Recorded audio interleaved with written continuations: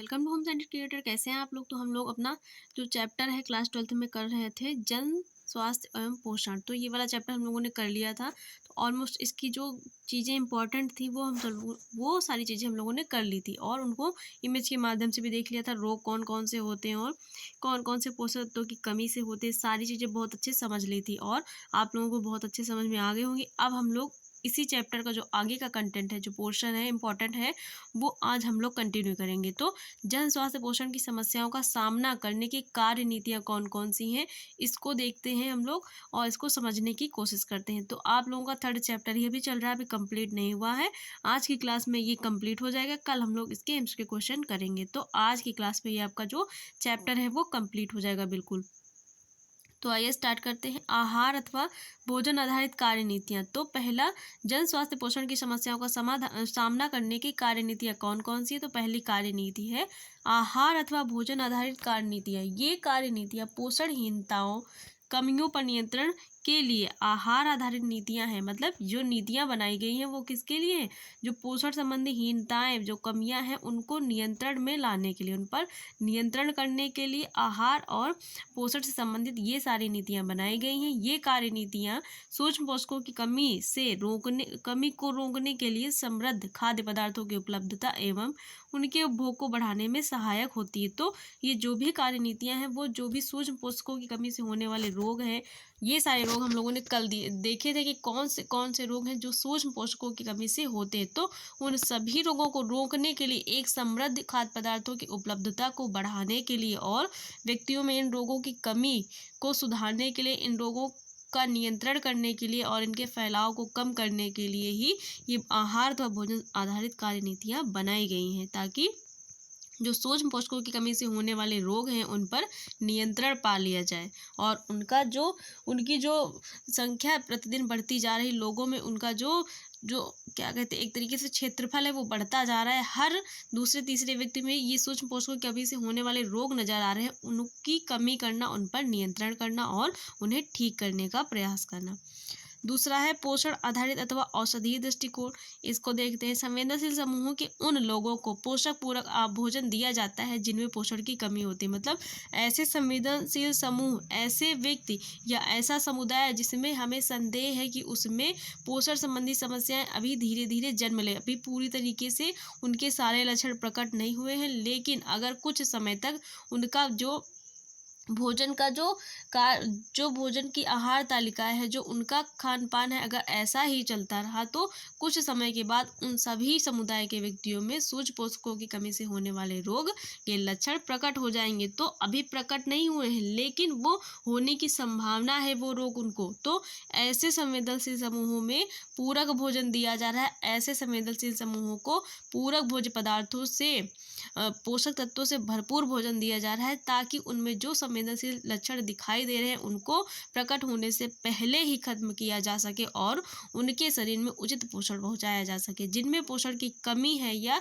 पोषण की कमी का खतरा बन रहा है, मतलब बन रहा है, हुआ नहीं है, खतरा है उसको, तो एक अल्प अवधि नीति है जो भारत में विशेष रूप से विटामिन ए और लौह तत्व के लिए उपयोग की जा रही है। और यह नीति विशेषतः कौन से सूक्ष्म पोषक की कमी को पूरा कर रही, तो विटामिन ए की कमी से होने वाला रोग कौन सा है, रतौंधी को रोकने के लिए, और लौह तत्व की कमी मतलब आयरन की कमी से होने वाले एनीमिया को रोकने के लिए विशेषता है। ये पोषण आधारित औषधीय दृष्टिकोण की जो कार्य नीति है वो संवेदनशील लोगों को के ऊपर नियंत्रण पाने के लिए चलाई जा रही। तो दोनों चीज़ें समझ में आ गई ना।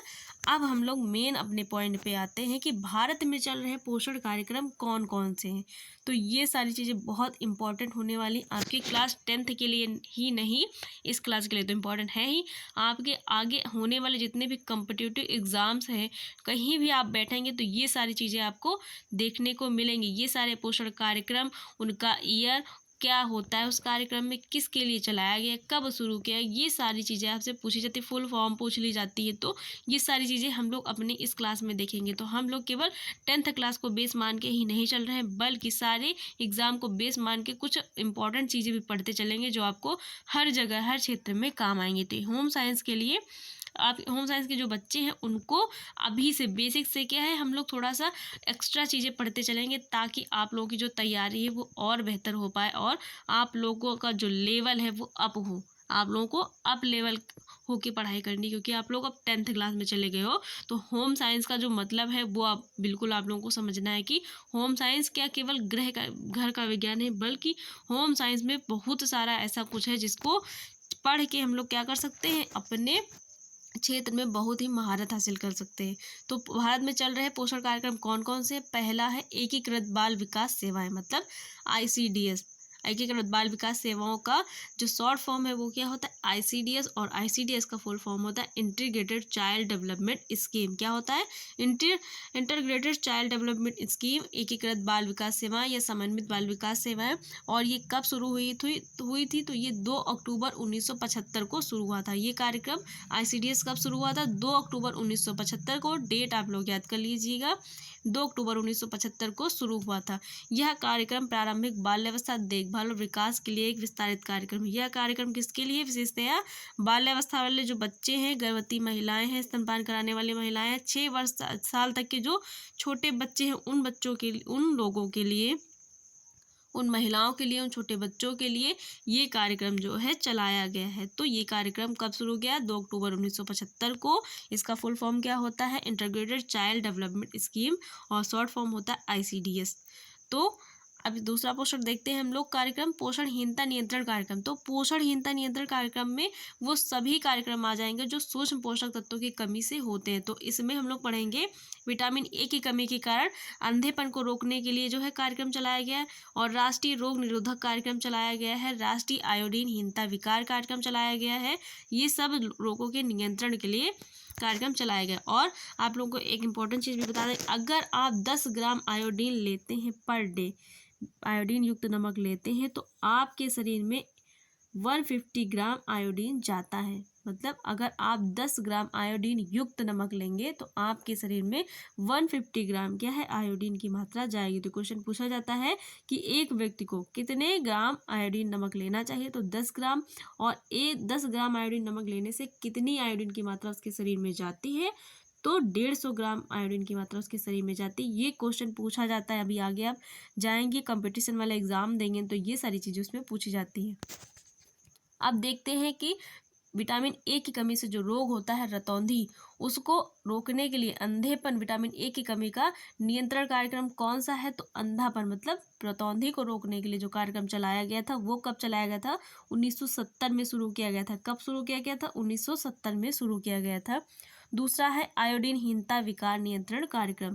तो ये कार्यक्रम कब शुरू किया गया था? ये कार्यक्रम 1962 में शुरू किया गया था, और इसका दूसरा नाम है, आयोडीन की कमी से कौन सा रोग होता है? तो घींगा रोग होता है। इसलिए इस रोग के नाम पे इस कार्यक्रम का नाम क्या रखा गया? राष्ट्रीय घींगा रोग नियंत्रण कार्यक्रम के रूप में 1962 में शुरू किया गया था, आयोडीन की कमी से होने वाले रोग पर नियंत्रण पाने के लिए।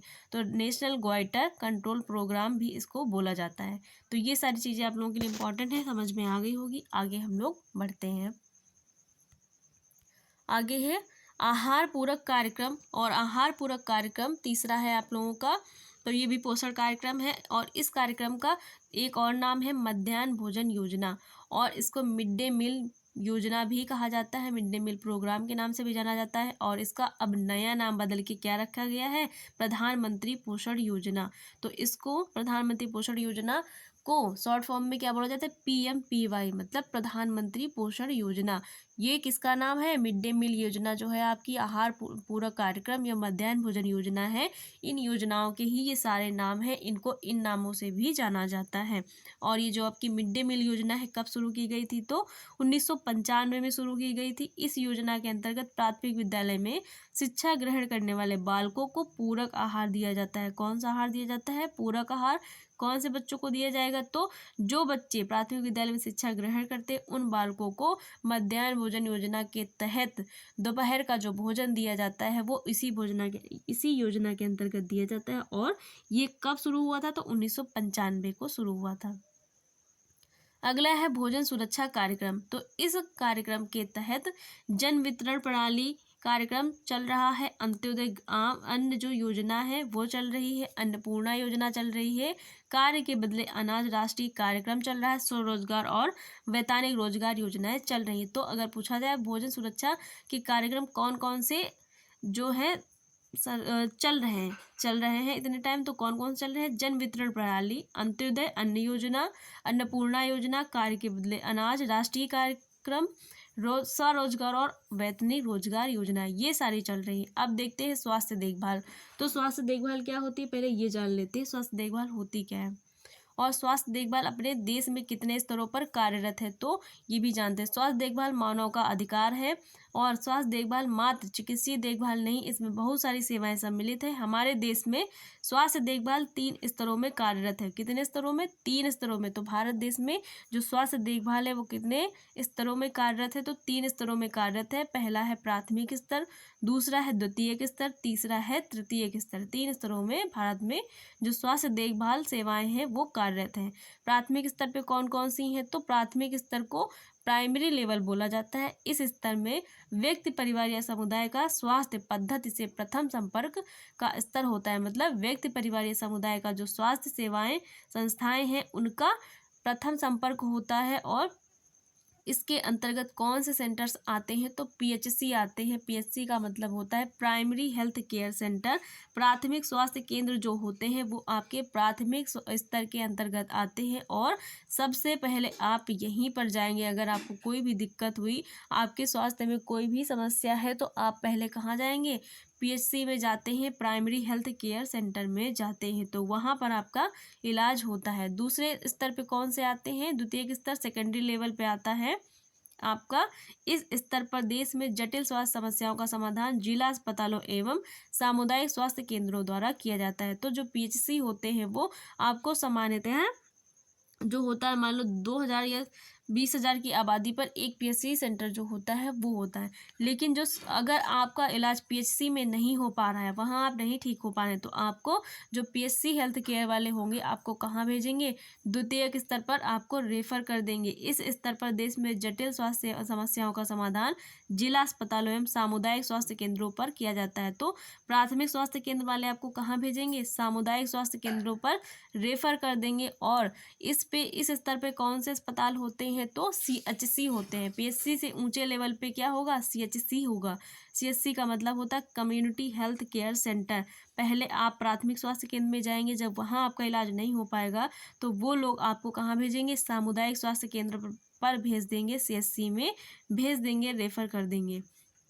तीसरा होता है तृतीयक स्तर। तृतीयक को क्या बोलता है? टर्सरी लेवल बोला जाता है। यह स्वास्थ्य देखभाल का उच्चतम स्तर होता है, और तृतीयक वाला सीएचसी से भी ऊपर वाला होता है, मतलब सबसे हायर लेवल होता है। जिन समस्याओं को प्राथमिक व द्वितीयक स्तर पर नहीं सुलझाया जा सकता है, तृतीयक स्तर के संस्थान और तृतीयक स्तर पे कौन से आते हैं? तो आपके जो बहुत बड़े बड़े मेडिकल कॉलेज हो गए, चिकित्सालय हो गए, क्षेत्रीय चिकित्सालय हो गए, अखिल भारतीय आयुर्वेदिक संस्थान हो गए, ये सब आपके तृतीयक स्तर पर आते हैं। उच्चतर स्तर, सबसे उच्चतर स्तर पर आते हैं। अगर आपका इलाज पीएचसी में नहीं हो पा रहा है तो आपको वो हॉस्पिटल के लोग कहाँ भेजेंगे? सीएचसी में भेजेंगे। अगर सीएचसी वाले भी आपको नहीं ठीक कर पा रहे हैं, तो कोई गंभीर समस्या है, तो सीएचसी वाले कहाँ रेफर कर देते हैं?